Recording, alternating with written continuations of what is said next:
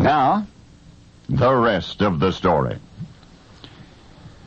If there is a stain on the record of our forefathers, one dark hour in the earliest history of the American colonies, it would be the burning of the so-called witches at Salem. But that was a pinpoint in place and time. That was a very brief lapse into hysteria. For the most part, our 17th century colonists were scrupulously fair, even in fear.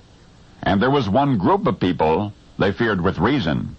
A society, you might say, whose often insidious craft had claimed a multitude of victims, even since the Middle Ages in Europe. One group of people hated and feared from Massachusetts Bay to Virginia. The magistrates would not burn them at the stake, although surely a great many of the colonists might have recommended such a solution. But this one group of people remained hated perhaps more than any other in our earliest American colonies.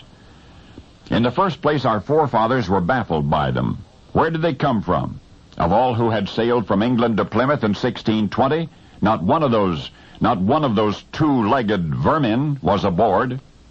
That's right, vermin. That's what the colonists called them. Parasites who fed on human misery. That's what the colonists called them. Spreading sorrow and confusion wherever they went. Destructive. That's what the colonists called them. And still they were permitted to coexist with the colonists for a while. Of course, there were colonial laws prohibiting the practice of their infamous craft, and somehow a way was always found around the laws. In 1641, Massachusetts Bay Colony took a novel approach to the problem. The governors attempted to starve these devils out of existence through economic exclusion. They were denied wages. Thereby it was hoped that they would perish. 4 years later, Virginia followed the example of Massachusetts Bay, and for a while it seemed that the dilemma was resolved, but it was not. Somehow the parasites managed to survive, and the mere nearness of them made the colonists' skin crawl. In 1658, in Virginia, the final solution: banishment, exile. The treacherous ones, I'm quoting, the treacherous ones were cast out of the colony. And at long last, after decades of enduring the psychological gloom, the sun came out, and the birds sang, and all was right with the world. That elation continued for but one generation. I am not sure why the Virginians eventually allowed the outcasts to return, but they did. In 1680, after 22 years, the despised ones were readmitted to the colony on the condition that they be subjected to the strictest surveillance.